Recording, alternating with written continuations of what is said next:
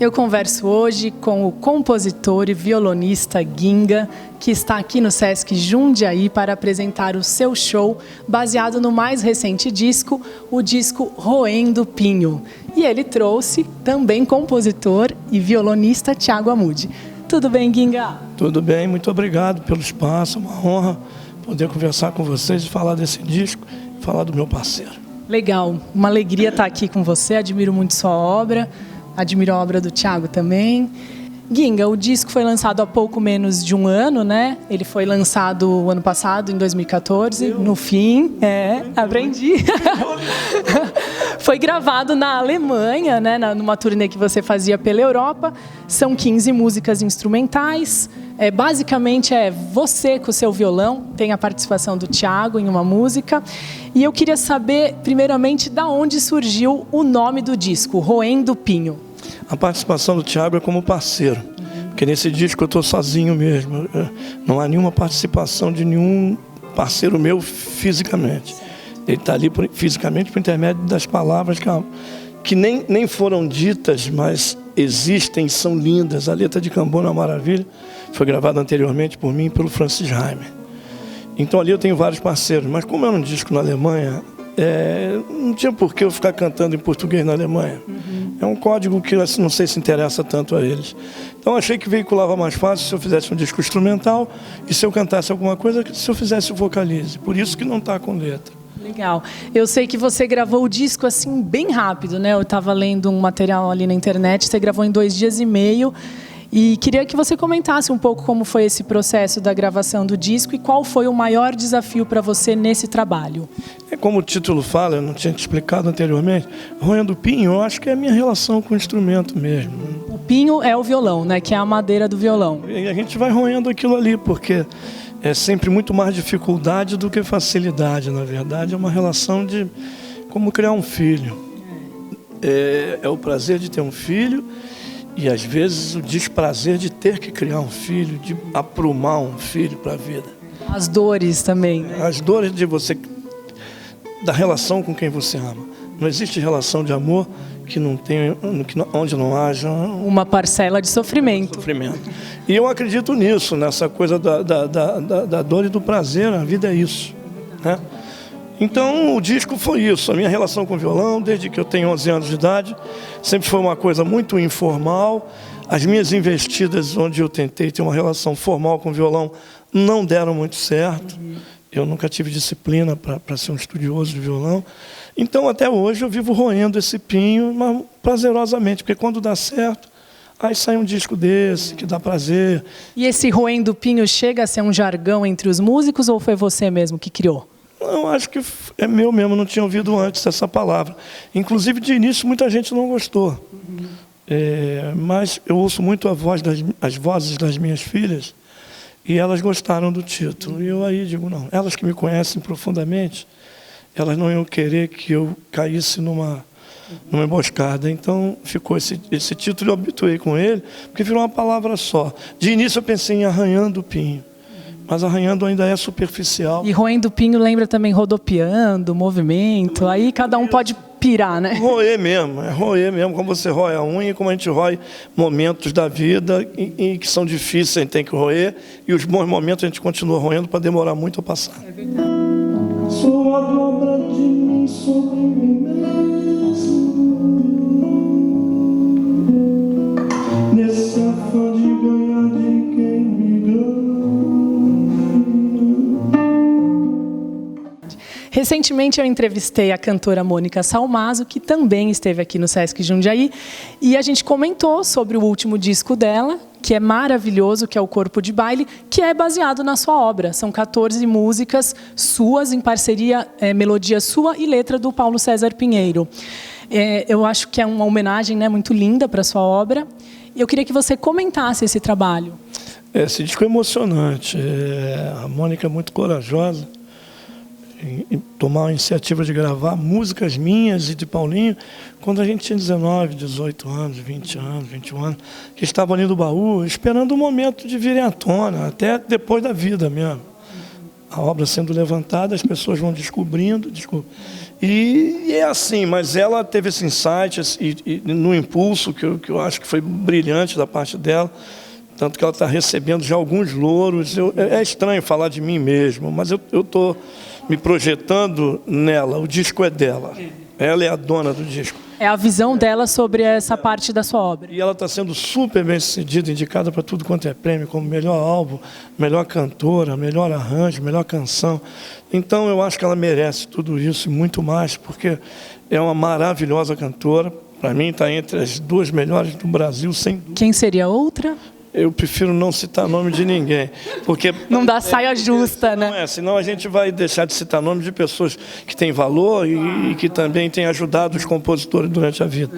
Mas a Mônica com certeza é uma delas. E é isso. E o legal é que, como você falou, né, as músicas lá mais ou menos da década de 70, então elas ficaram guardadas bastante tempo, né?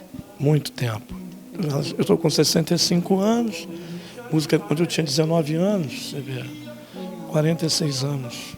Que música é tudo que avoa e rasga o chão. Foi elemento, mas qualquer magistrão me deu o tom. Bem, eu pesquisando sobre a sua vida, eu achei num site sobre artistas que a primeira música que você gravou foi As Rosas Não Falam, com o Cartola. Como o site, eu não sei se é confiável ou não, eu queria te perguntar pessoalmente se isso é verdade. Não, mentira. O A Rosa Não Fala eu já havia gravado como músico e compositor com a Clara Nunes e com o MPB4. E já havia gravado como músico de estúdio em alguns discos que eu não lembro bem, produções até de um artista aqui de São Paulo, com regência do maestro José Breamonte. Eu já tinha gravado por ali umas 6 ou 7 músicas. Já havia gravado com Alaide Costa, com João Nogueira. Já havia gravado com Hermeto Pascoal e Alaide Costa em 71. Mas, com certeza, o Cartola está inserido no início da minha carreira. Eu trabalhei com o Cartola, eu fui músico dele, o que é uma honra. Nossa, eu acho uma honra imensa, porque eu sou muito fã do Cartola e acho que, como todo mundo que ama samba, né? E era um gênio, né? O Cartola era gênio e eu fui amigo do Cartola. Muito mais do que músico dele, me tornei amigo do Cartola. Frequentar a casa dele, tive uma relação de amizade com o Cartola muito profunda. E eu convivi na intimidade com ele e tive oportunidade de ver coisas que não eram nem gravadas. Eu conheci sonetos do Cartola, sabe lá o que é isso? Nossa, como poeta daí mesmo. Via soneto, Cartola. E pior que era na informalidade, ele nem tinha noção que era soneto. 4-4-3-3 E era mesmo, soneto na métrica certinha, ele fazia no instinto. 4-4-3-3, soneto, não é isso? Parece uma tática da seleção do Dunga, mas não é. Bem, eu sei que você conviveu também com outros artistas consagrados, que infelizmente já morreram, e que eu admiro muito, que é a Clara Nunes e o João Nogueira. Eu fico curiosa para saber como que era a convivência, se você, assim como com o Cartola, foi amigo íntimo também. Do João, muito íntimo, e da Clara também. João eu conheci antes de todos eles, porque eu sou do subúrbio do Rio de Janeiro, e João também. Eu conheci João Nogueira quando ele ainda nem tinha música gravada. A gente pulava muro de clube para ir para o baile. Ai, que delícia. Conheci João Nogueira assim. Conheci nas noites do subúrbio, nos campos de futebol. Joguei muito futebol com ele. Eram de bairros próximos, vocês? Mais ou menos. Eu nasci em Madureira e ele era do Meia, que são subúrbios da Central, que distam 8, 10 quilômetros, no máximo. Mas nessa época eu já morava em Jacarepaguá. Mas o cidadão de Jacarepaguá, quando queria passear, fazer um passeio, o máximo que ele chegava era no Meia. Para chegar na zona sul do Rio de Janeiro, Leblon, Ipanema, Copacabana, era uma viagem muito longa. Então a gente já achava que no Meia a gente já tinha alcançado a cidade, bem longe. E ali a gente passava as noites, nos bares que havia lá na época, que eu me lembro o nome, o Colher de Pau, onde João se reunia com os músicos. Tinha um ensaio de um bloco no Meia, que levava o nome de um grande compositor do subúrbio, compositor de samba, que era o Zinco, que foi um dos inspiradores de João Nogueira. Aí conheci toda a família de João Nogueira, conheci a mãe, conheci tio, e conheci bem. Fez uma verdadeira amizade. Muito bem. Eu conheci o João Nogueira antes de ele casar com a Ângela. O Diogo não era nem projeto ainda. Entendeu? Então, João, fomos muito amigos, convivemos na intimidade. E me deu uma curiosidade aqui, que eu sei que o João Nogueira era maior boêmio, né? Você também faz parte dessa tradição boêmia? Não, graças a Deus, há muito tempo que eu já deixei isso de lado. E hoje em dia eu sou da geração que acorda às 4 da manhã, que quer fazer esporte, quer esticar a vida. Muito mais do que alongar a coxa, eu quero alongar a minha vida. Sim. Entendeu? Então, faço parte disso. Mas eu fiz muito dessa boemia na companhia do próprio João Nogueira, Nelson Cavaquinho, Cartola, Paulinho Pinheiro, Bete Carvalho, Eduardo Gudim. Nós saímos juntos, era uma turma grande. Eu ficava embriagado só da companhia, né? Só da arte no ar. Maravilha da arte e também do cheiro de álcool que dava para embriagar, porque eles bebiam muito. Por tabela, né? Por tabela. Então eu vivi essa boemia durante um bom número de anos, aí depois eu me casei. Eu era dentista também, isso não combina com a vida de um dentista. O dentista abre o consultório da manhã, às 6 horas da manhã, sai às 10 da noite, não dá para fazer boemia. E você chegou a exercer a profissão de dentista? 31 anos. Nossa, uma longa vida. Entro no meu juízo e desambeio. Entro no meu caminho e passo rente. É angústia que vai minando a gente. Bem, o Thiago está aqui, né, fazendo a participação especial no show. Ele estava me falando que, assim como o Ginga, ele também se considera mais compositor do que instrumentista, né? Mas, obviamente, é um grande instrumentista. Queria que você falasse um pouquinho da sua obra. Puxa, bom, ela foi sendo feita a partir dos meus 13 anos. Foi uma época em que eu decidi que eu não ia parar de compor. E desde então teve uma continuidade, né? Eu vim compondo, desde então, hoje eu estou com 35 anos. No meio desse caminho conheci o Ginga, primeiro conheci a obra do Ginga. E nunca esperaria virar amigo, muito menos parceiro do Ginga. E depois de um tempo isso aconteceu. E estar no mesmo palco. Estar no mesmo palco, quer dizer, só o fato de ter músicas com ele já é um negócio que me coloca num hall de privilegiados, eu acho, assim. Nesse último disco, qual é a música que vocês têm juntos? Cambono, que tem uma letra. E porque o Ruim do Pinho é um disco, como ele disse, é um disco todo sem palavras, né? Ou ele é só instrumental, mas quando tem a voz é aquela vocalize, né? Mas Cambono tem uma letra também que já foi gravada pelo Francis Haime no disco que ele fez com o Francis Haime. Nessa versão do último disco tá no vocalize. Tá no vocalize, E temos outras parcerias também. E você perguntou sobre a obra, quer dizer, tô a caminho do terceiro disco. Já fiz 2 discos e é isso, acho que é o que eu teria para falar. Não, eu tenho muitos amigos músicos e, assim, eu conversando com eles, eu vejo que quem tem uma tendência para ter um trabalho autoral forte, não somente executar a música de outros compositores, parece que isso já surge, assim, a pessoa começa a aprender um instrumento, ela já sente o impulso de fazer a própria obra. Você sentiu isso desde o comecinho, desde a hora que você começou a aprender a tocar violão? 100%. 100%. Aquela coisa de sei 2 acordes, mas já estou fazendo música. Eu me lembro do dia em que eu fiz a primeira música, eu estava tomando banho. Eu falei, eu vou fazer uma música quando eu sair do banho. E eu tinha 13 anos. E você ainda lembra dessa música? Lembro, mas é muito ruim. Você pode melhorar ela, de repente? De repente, melhorando muito. Legal. Ô Ginga, nesse disco tem 2 músicas que são a Putiniana, que é em homenagem ao Puccini, que é um grande nome da música clássica, e a Ellingtoniana, né, que é uma homenagem a Duke Ellington, que é do jazz. Então eu queria saber assim, quais os estilos que você ouve, o que você está ouvindo, porque os fãs ficam curiosos às vezes para saber o que o artista que eles admiram escuta, né? Eu acho que uma vida só não dá para ouvir praticamente nada. O que se fez de música boa no planeta é imenso. Uma vida é muito pouco. Muito pouco. 2/3 da minha vida eu acho que eu passei e passo ouvindo música. Eu sou completamente viciado em ouvir música. Então você ouve muita gente. Muito. Eu acho que foi assim que eu descobri o Thiago Amude. Eu fui fazer parte de um júri há quantos anos atrás? Isso foi em 1999. E eu estava no meu quarto fazendo seleção do que eu achava que devia ser classificado. E o material era razoável, não era ruim. Havia coisas boas.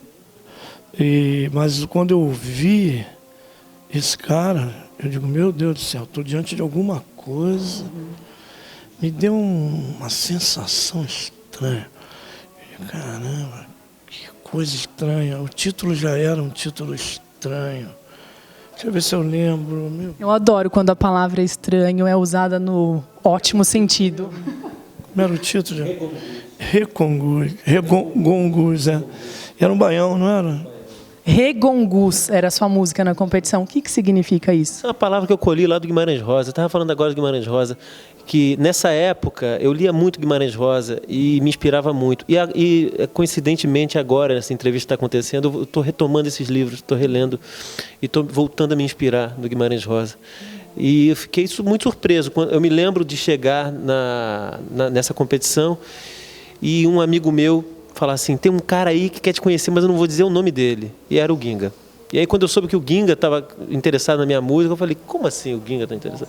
Porque a música do Ginga, para mim, era algo inatingível. E realmente mudou muito minha forma de compor depois que eu conheci a obra dele, comecei a tocar algumas... Te influenciou mesmo? Ah, influenciou, claro que sim. Influencia. Bem, uma inspiração maravilhosa, Guimarães Rosa, só que você não falou o que é o Regongus. Regongus é um dos nomes que ele dá para uma das formas que a poeira fica quando fica impregnada na pedra depois do redemoinho no sertão. É um tipo é uma forma assim, meio diabólica. E é neologismo dele. Eu descobri que isso vem do alemão, porque ele era poliglota, né? Vem do alemão. Diplomata, né? Regolgen, tem um amigo meu ali que fala alemão, Regolgen, que é a palavra regolgar, né? Que eu acho que é eu não sei se revolver, mas dá um grito muito alto. E até uso isso na letra. Rebocar. Reboco, fazer o reboco da casa. Deve ser isso, não? Que é colar alguma coisa na parede também, não sei, que vem da terra. Ele fala do som do redemoinho, provocando.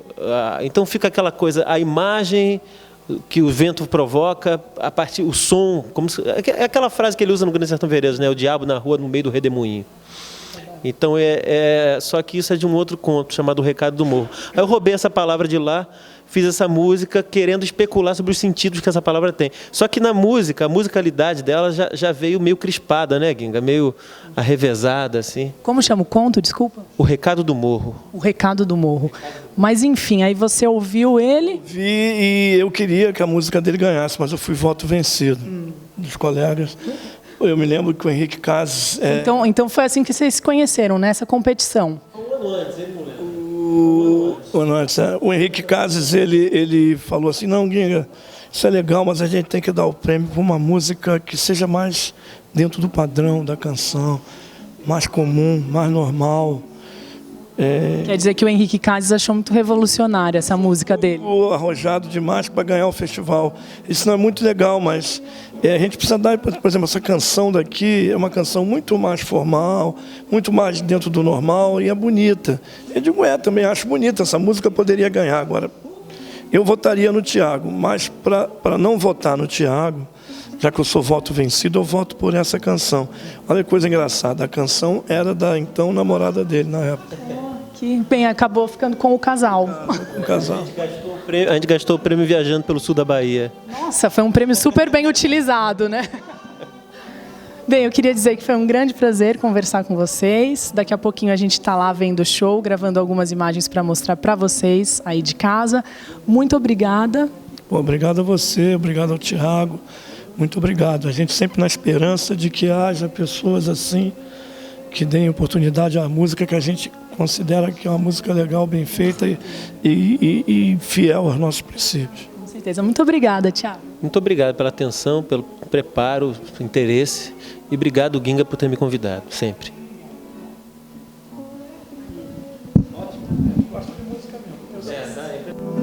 De quando em vez o meu país quase emerge por um triz, mas o tempo acende a frágua aberta.